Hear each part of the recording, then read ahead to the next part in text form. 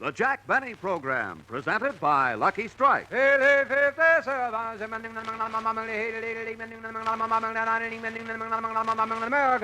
Lucky Strike, first again with Tobacco Man.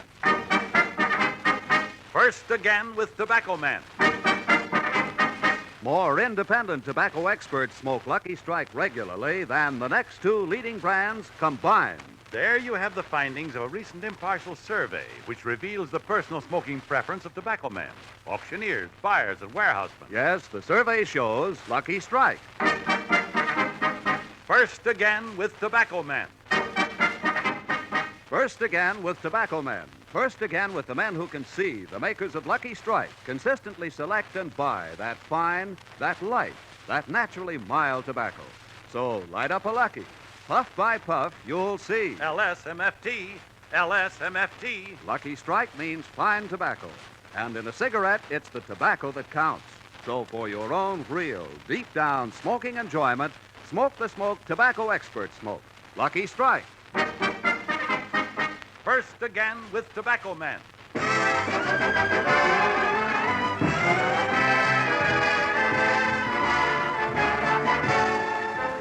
The Lucky Strike program starring Jack Benny with Mary Livingston, Phil Harris, Rochester, Dennis Day, and yours truly, Don Wilson.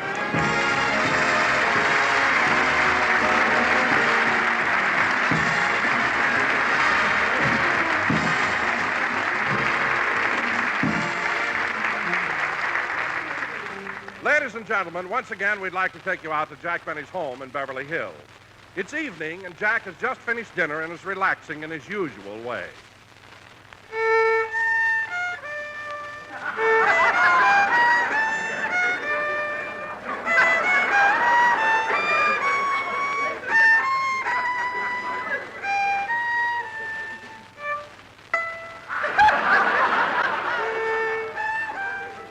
You know, Rochester, I always like to play my violin after dinner. Uh-huh.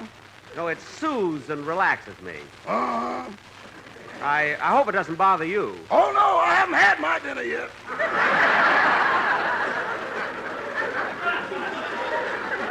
Good.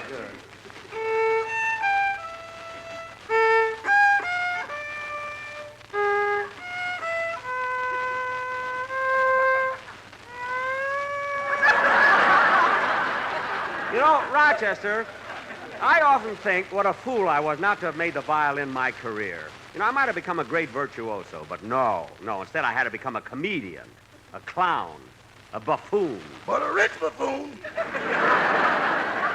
That's the wrong attitude. The world would be better off if people had a different viewpoint. You know, money isn't everything. Remember what Shakespeare said.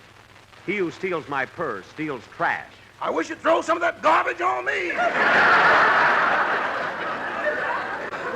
Rod, just clear off the table and let me practice my violin. I want to prepare for my stage appearances in Detroit and Cleveland. Let me see, I want to learn that new song first. Here it is. First again with Tobacco Men. Gee, that song is catching on fast. I heard it last night on the hit parade.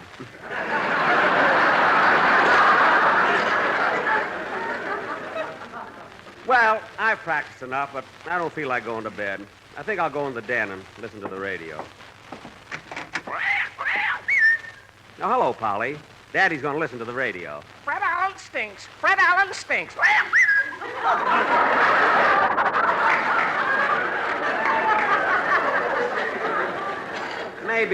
Maybe I shouldn't have taught her that. But then she'd have found out herself.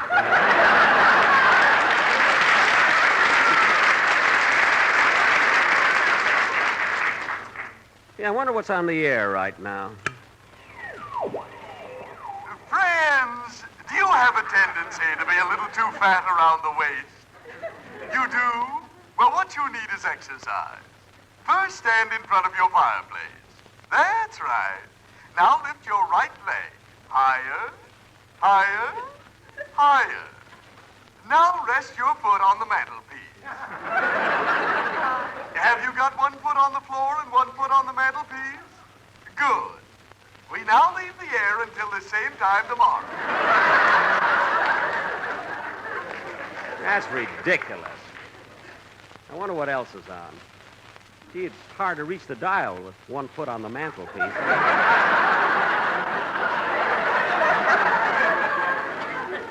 There, I made it. This is Blanche Stewart, your daily beauty consultant. Ladies, is your skin rough and dry? Are your pores large and coarse? Is your complexion dull and blotchy? Is your hair stringy and full of snarls? It is? Well, stay in the house, kid. You're a mess.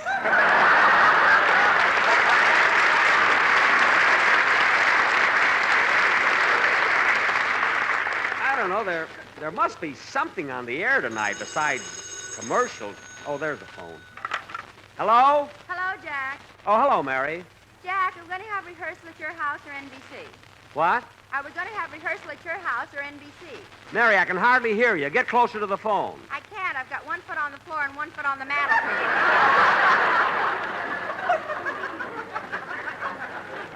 Gee, that program must have a terrific hooper. I think so, Ram? Oh, Mary, what did you ask me before? I said, where are we having rehearsal? Oh, rehearsal will be tomorrow at NBC. Okay, goodbye. Goodbye. Oh, say, Jack. Yes? I've got the most wonderful news. My sister Babe is coming out to California to go on television. Your sister Babe on television? Well, what is she going to do? She's going to double for Gorgeous George. Say, that's great. Listen, give her my Oh, congrats. hello, Jack. Rochester told me you were in here. Oh, hello, Don. Mary, Don's here. I got to hang up. Goodbye. Bye. Hiya, Don. Come on in. Sit down. Okay. Come on in, fellas. Oh, you brought the sportsman with you. Hello, boys. Don, I meant to call you, but we're not having rehearsal until tomorrow. As long as you're here, sit down. Well, thanks, Jack. Aren't you going to sit down, too? No, I'll just put my foot back on the mantelpiece. Well, Jack, even though we're not rehearsing till tomorrow, the boys have prepared a beautiful number for the show, and they'd like to have you hear it right now. They're going out of town for a few days. Business? Oh, no. You see, the boys took their wives fishing at Big Bear Lake last week, and they're going back there again. Gee, I wish I could go. What are they going to fish for, perch or trout? The baritone's wife, she fell out of the boat Wednesday. Oh, well, then by all means, let's hear him sing now. She must be awfully tired treading water. Go ahead, boys. Hold on, wait a minute, Jack. This is a big production number, and there's a part in it for you on the violin. For me? Well, good. Now, where's my violin? Under your chin. Oh, yes. That was the stickiest spaghetti I had for dinner.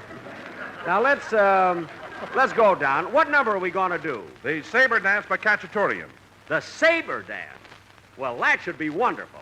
Come on, fellas, hit it.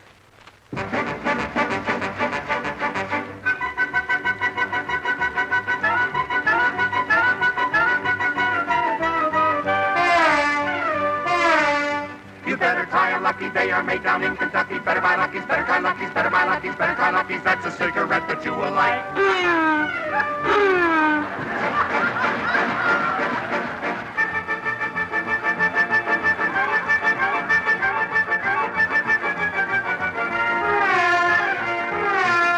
You better hurry, you don't want us all to worry. Hurry up, buy 'em, try 'em. Look at your missing, hurry up and try a Lucky Strike. So for your own deep down smoking enjoyment, you should try Lucky's more than you will see. Fine men who know agree. LSMNFD.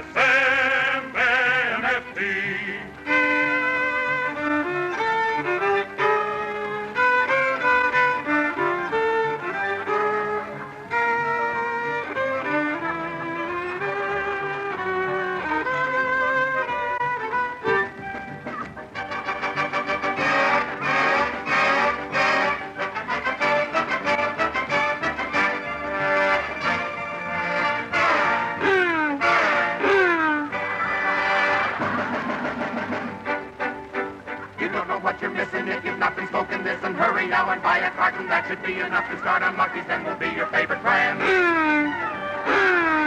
They are the best brand in the land.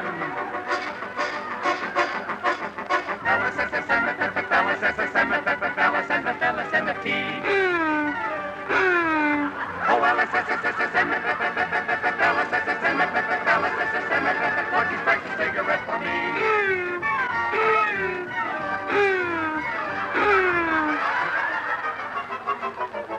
Now before we finish, there is one important thing that you may guess. a product is essential to continuing success.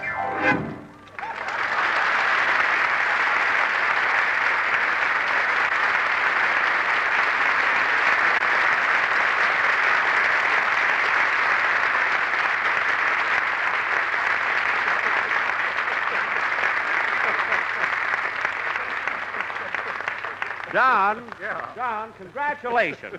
Really, that was a wonderful number. Well, thanks, Jack. I knew you'd like it. I certainly did. We'll see you Sunday, fellas. Goodbye. So long, Jack. So long.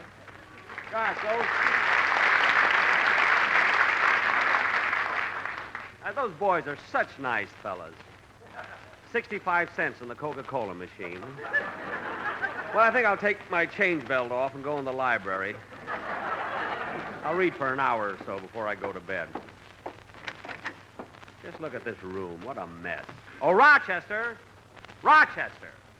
Every time I want him, he takes so long to Did get... you call me, Mr. Billy? Yes, where were you? I was in the kitchen ironing your nightgown.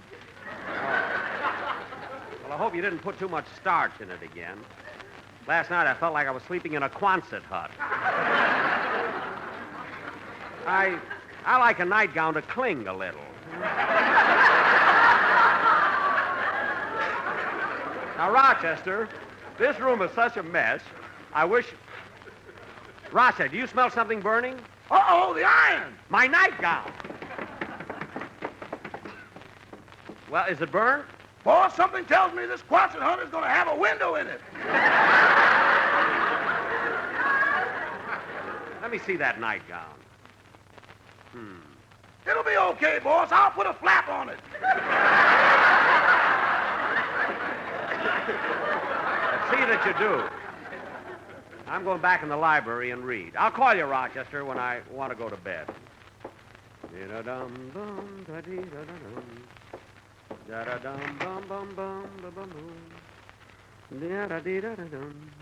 let me see. I'd like to read a good mystery for a change. What are these books? Kiss the blood off my hand. The crushed skull. The mutilated torso. Lilacs in the spring. Nah, that's too gruesome. Let's see. Oh, my goodness, these two books shouldn't be together. The Proper Bostonians and the Kinsey Report. Here's a mystery I haven't read. I was framed by the author of I Stand Condemned. Gee, his new book ought to be good. I'll just curl up in this easy chair and read it. Chapter 1. I was framed.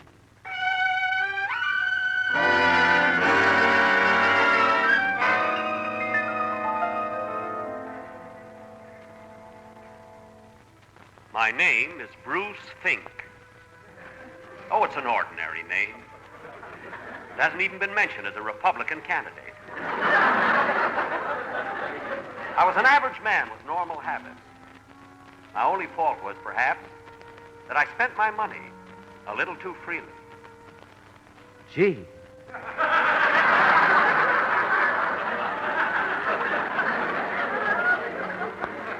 It all started one evening last April. We had just finished dinner, and I was in the kitchen washing the dishes. My wife, Flossie, was in the parlor dancing with our boarders, Silk-Shirt Harry. I also had a son named Gus. Some people thought he was stupid because he was 16 years old and he had just learned to tie his shoelaces. Someday he may even learn to tie them when they're in his shoes. But I loved him. That evening, Gus was helping me with the dishes.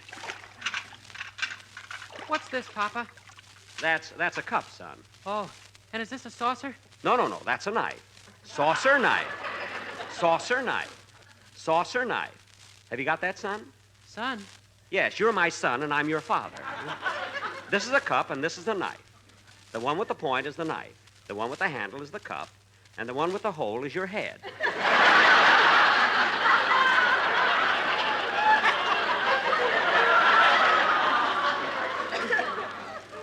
Now, do you understand? Yes, son. No. No, look, you're the son. You see, I'm your father. But Don't try to learn too much at one time. All right, I'll go to bed now. Good night, my boy. Good night, Papa. Oh, Papa. Yes, son? Papa, when are you going to tell me about the birds and the bees? Don't worry about the birds and the bees. First learn about the cups and the saucers.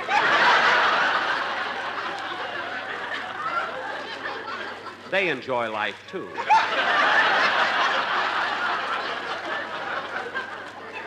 Good night, Gus. Good night, Papa. Gus called me Papa, and I was glad that I made the right decision. 2 days before, I almost traded him for a Cocker Spaniel.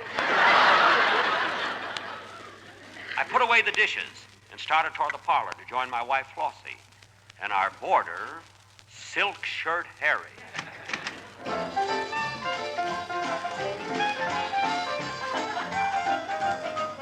Ah, swing it, Flossie, you little dove, you. I'm way ahead of you, Harry. Hey, honey, let's try that dip again. Oh, you sure got a mean rug. That's nothing, baby. You ought to catch me on linoleum.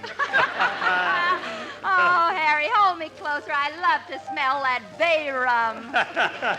I know, baby. That's why I drink it straight. Mind if I cut in, sweetheart? Are you finished with the dishes already? Oh, yes. They're all washed and put away. Look, Fink. Flossie and I are busy. Here's a dime. Why don't you run down to the store? What do you want me to get? Lost. I walked out of the house smiling at Flossie's little joke. Then I was horrified to see our son Gus lying on the front lawn with a broken leg. I know what had happened. When he went up to his room, he stepped out on the balcony to get some fresh air. If I told him once, I told him 1,000 times. We haven't got a balcony.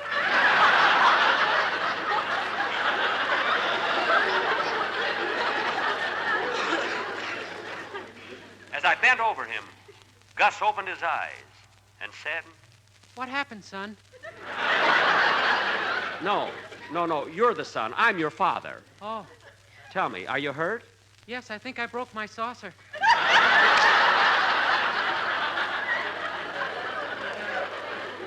That's your leg. As I walked down the street toward the corner store, I couldn't help thinking how lucky I was. I had a wonderful wife, a son with a broken saucer,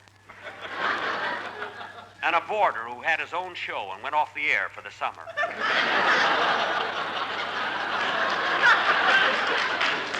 What man could ask for more?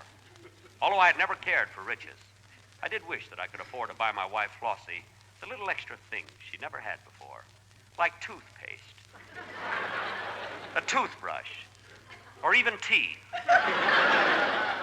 I continued walking down the street when suddenly a voice called to me from the darkened doorway of the First National Bank. Hey, you. You. Who, me? Yeah, you. Come here. You want to make $50? Without even thinking, I said no, which proves I wasn't thinking. So I thought it over and said, Did you say $50? Yeah. All you got to do is stand out here in front of the bank, and if you see a cop, just whistle. Whistle? Yeah. Whistle something like Melancholy Baby or Ballerina, any popular number. If you don't mind, I'd like to whistle Stardust. I'm a friend of Hugo Carmichael. Whistle Ballerina. And when you see a cop coming, whistle loud so me and my friend can hear you. They weren't fooling me. I knew they were song pluggers. I stood in front of the bank thinking of the $50 I was going to make. To me, that was a fortune. The nearest I ever came to being rich was when I almost guessed the name of the walking man. I was so sure it was Frank Remley. He fell off his stool for the summer. I stood there lost in thought, when suddenly from inside of the bank, I heard... The bank now had an open-toed vault. The next thing I knew, I was in a speeding car, seated between two men and 3 sacks of money. Then suddenly it dawned upon me.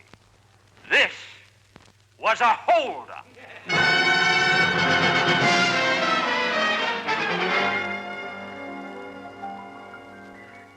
The rest of that ride was like a nightmare. Then the two men began to talk.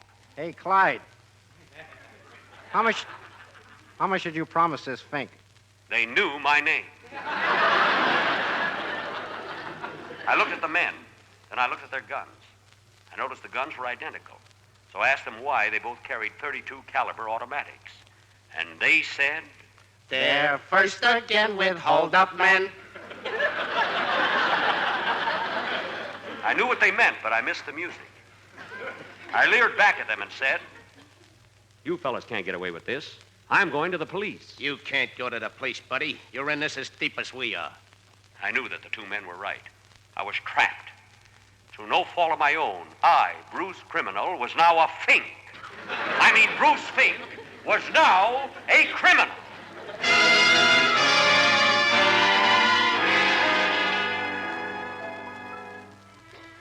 As I rode along with the 3 sacks of money, the car stopped at a corner. The men picked up 2 more sacks. One was Saks Fifth Avenue. The car was now so crowded I had to sit in the back with the escalator. Finally, they threw me out of the car. By the time I got home, it was morning. A dreary morning. I looked up at the sky. Suddenly, the sun broke through the O in Honest John.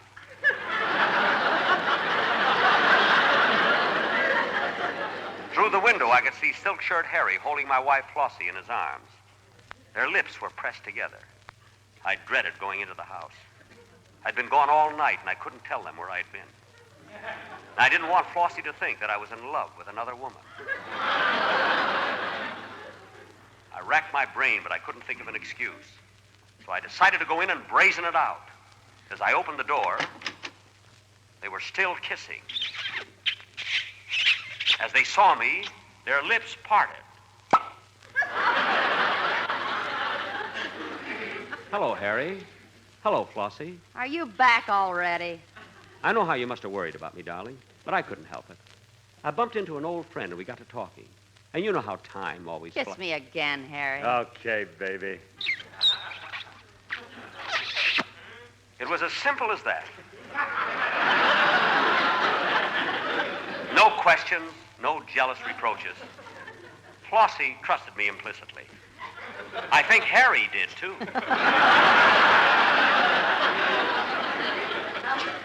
I was heartsick as I went upstairs and threw myself on Gus's bed and knocked my pivot tooth out. I told him once, I told him 1,000 times, he hasn't got a bed. The next couple of weeks were like a horrible dream.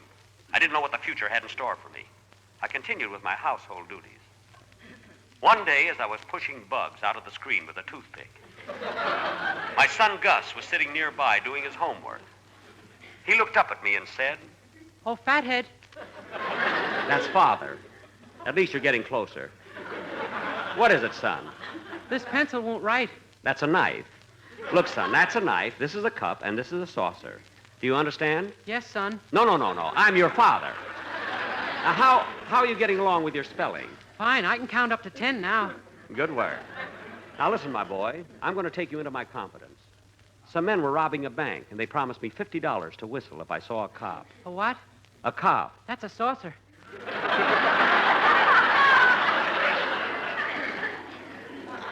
I left Gus sitting in a pool of blood. I couldn't stand him anymore. As I walked into the kitchen, the phone rang. A shiver went down my back. Then it went up my back. Then it went down my back. The escalator was under my coat. The phone rang again. Hello? Hello, Fink. We're pulling another job tonight, and we want you to whistle for us. And you better be there if you know what's good for you. Yes, sir. Yes, sir, I'll be there. I thought of running away. I thought of leaving town. I thought of Jane Russell. I don't know why I thought of her, but it was fun. But when the burglars called, I knew I'd be there. This meant I'd have to leave the house again. But I didn't know how to break the news to my wife. I hoped she wouldn't take it too hard. I opened the door and walked into the parlor where I found Flossie and Harry looking at our picture album. Look at this one, Harry. This is a picture of me and my husband, Bruce, the night we first met. Yeah. Hey, who's the other guy in the picture? That's Ralph Edwards. He introduced me to Bruce as part of my consequence. Flossie, dear, I have to go out again tonight, and I may not be home until late. And look, Harry, here's a picture we took on our honeymoon. This is Bruce in his bathing suit. Holy mackerel, what a physique. He looks like something that was pushed through a screen with a toothpick. Oh, I don't blame you for being furious, Flossie. But you'll have to trust me. And remember, no matter what happens, I want you to know that I love you. Well, I gotta go now. Goodbye, Harry. Goodbye, Flossie. How about a kiss? Not wanting to interrupt them, I tiptoed out of the room. Once again, I walked out into the night to keep a rendezvous with destiny.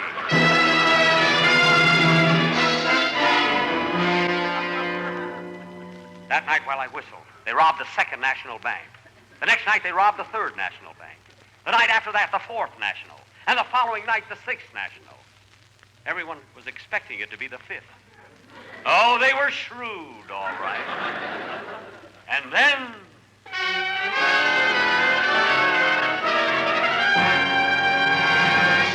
it happened. The crooks decided I outlived my usefulness, and they took me to a lonely road to bump me off. As I stood there helpless, they came at me with their guns drawn. I tried to get away, but it was no use. I was cornered, trapped. I screamed for help. Ah! Suddenly, from out of nowhere, police cars appeared. Dozens of cops jumped out. I thought I was saved, but no, they thought I was one of the crooks, and they started firing. I was hit in the arm, in the leg. I sank to my knees when suddenly...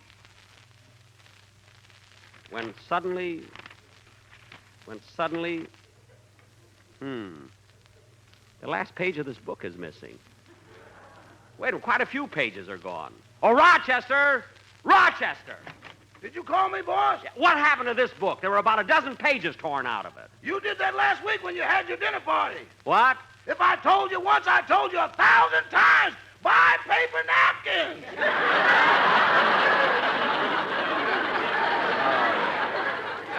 Well, if you got the flap on my nightgown, I think I'll go to bed. Good night, Rochester.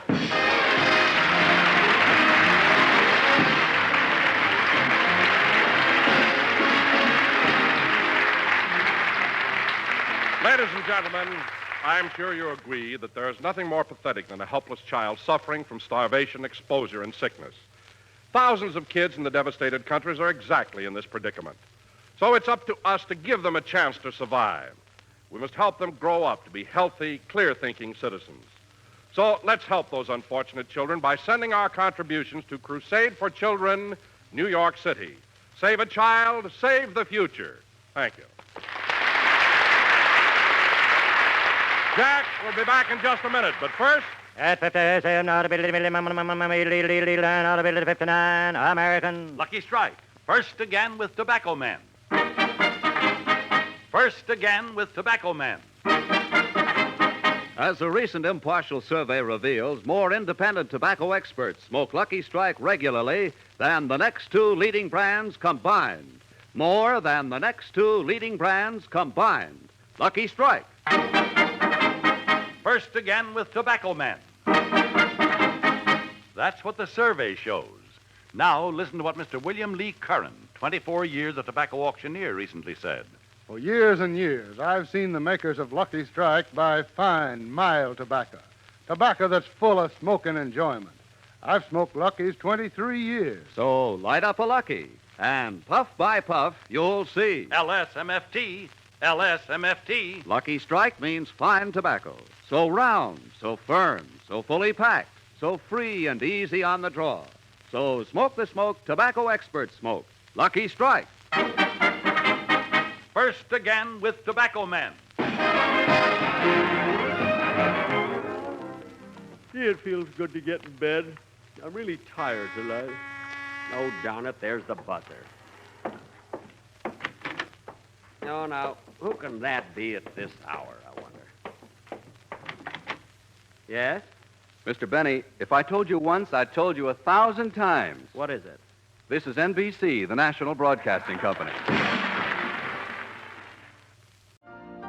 You've been listening to the OTR Gold Network. Find more classic radio at otrgold.com.